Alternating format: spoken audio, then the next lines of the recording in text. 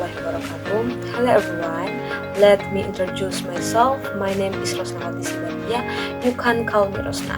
I'm from the English department, first semester, from class B.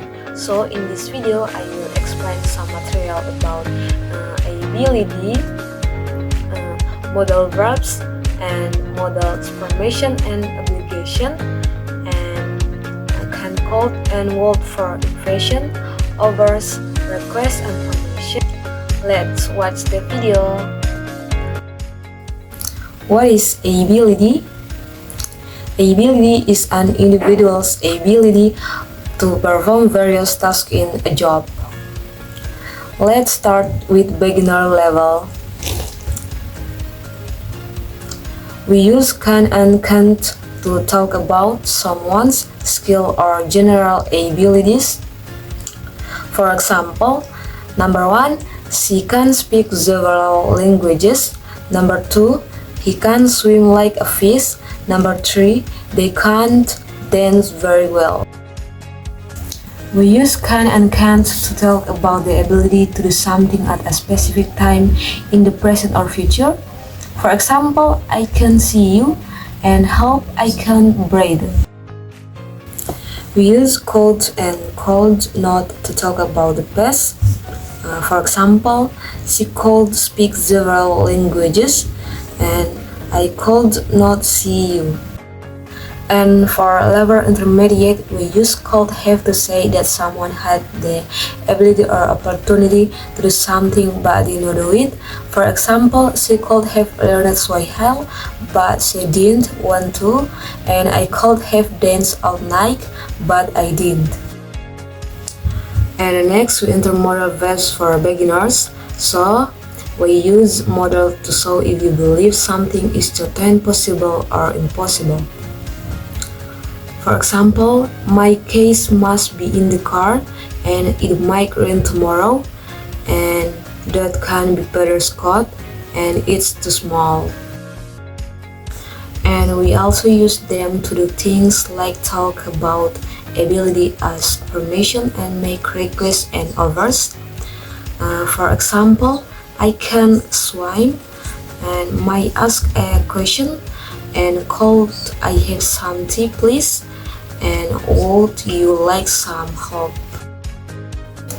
Okay, let's go straight to the next material, namely modals, permission, and obligation.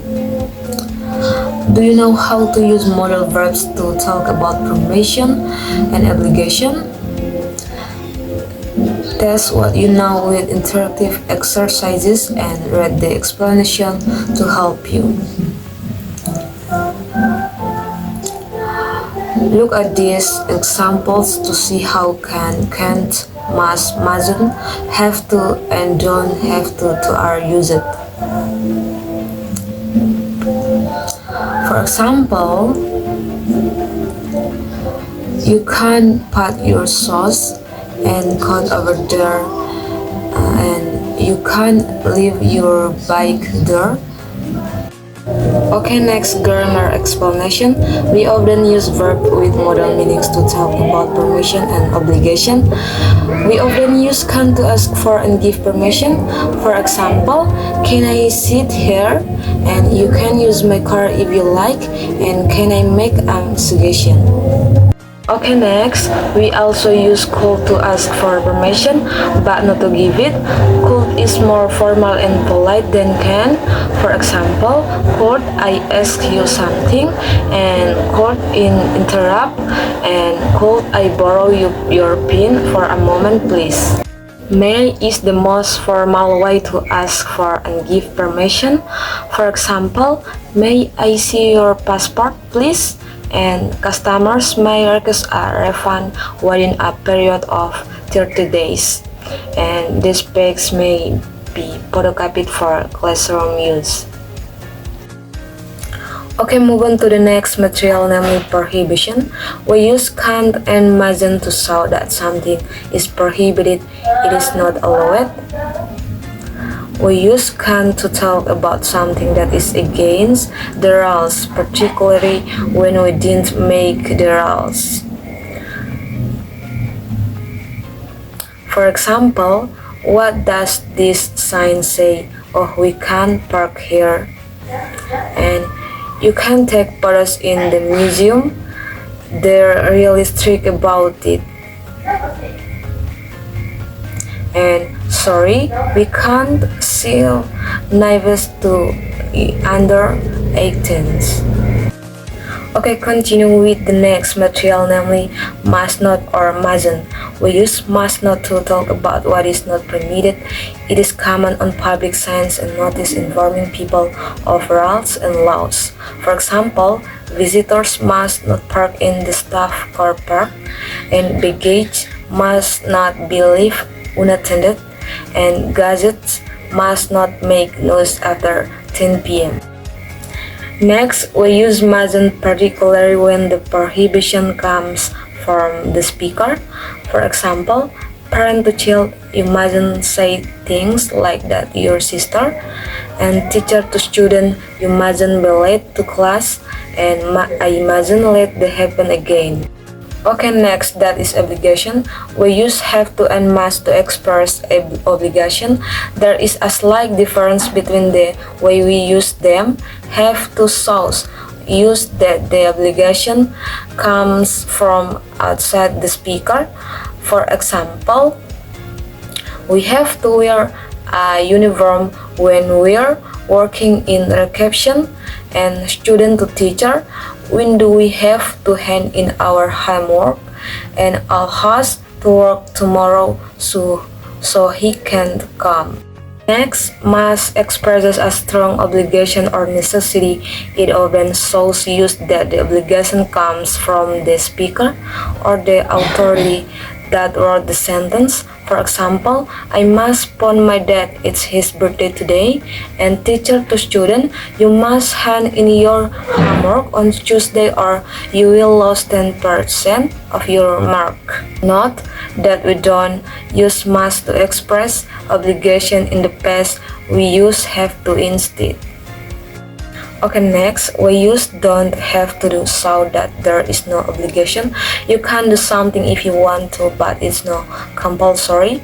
For example, you don't have to wear a tie in our office, but some people like to dress more formally. And you don't have to go to the bank to do a transfer. You can do it online.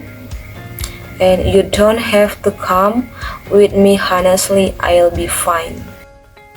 Okay, let's move on to the next material, namely can code and word for invasion overs request and permission. Previously, we used the modal verbs can, code and word to overdo the things for people or to invite them to do something. We also use them to make requests or ask permission to do something. Okay, next, what are modal verbs? They are a type of auxiliary verb we use with other verbs to add more meaning to the verb. After modal verbs, we use the infinitive from without to. Modals are not used with the auxiliary verb due to from the negative we add no after the modal. To ask question, we put the modal in front of the subject. For example, hey, you couldn't pass me that plate, could you? And can I have a taste? Modals do not change in the third person singular from he or she or it in the present simple. For example, Sophia can send photos. Modals seem quite easy to use. What do we use them for? We use them for lots of different things, and the same modal verbs can have several different uses. Today we are just going to look at overs, invasion, request, and permission. Okay, next, right far away, I mean you can far away if you like. Oh, you're giving me permission? Thank you. We use multiplex like a lot for overs. It's very useful for different situations. For example, would you like to come to our house for dinner? And would you like some cake? And would you like to celebrate Chinese New Year with us? For more informal invasion, you can use can, please, get, that means buy in this context. For example, can I get you a drink? We also use would and can for offering to help someone. For example, would you like some help? And can I help you? And can I give you a hand with that? Okay, next, that sounds very strange. Can I give you a hand? It just means can I help you? For example, we also use modals for asking for something, making a request or asking permission. And can you do me a favor? More informal. And could you say thanks to your mom for me? More polite. And if finished my homework, can I go now? More informal. Could I speak to Amy, please? More polite. Okay, next, what's the answer? Yes, you can, or no, you can't. Not normally. Usually the positive answer is yes, sure, or yes, of course, or certainly. We usually avoid a direct no in the negative answer with say something like, well, I am not sure, or tomorrow night's a bit difficult, or actually she's not here at the moment. Next, so you need to listen carefully to see if the answer is yes or no. Absolutely, we don't like saying no in English. We also like to use longer structure in more formal situations. Do you think you could do me a favor? Would you mind closing the window, please? Could you tell me how to get to the town center, please? Yes, but isn't the pronoun situation important too? You mean the intonation? Yes, that's very important. I'm glad you mentioned that it can make all the difference between sounding polite and rude. It's very important to get it right if you want a stranger to do something for you. You need to get up and down movement in your voice.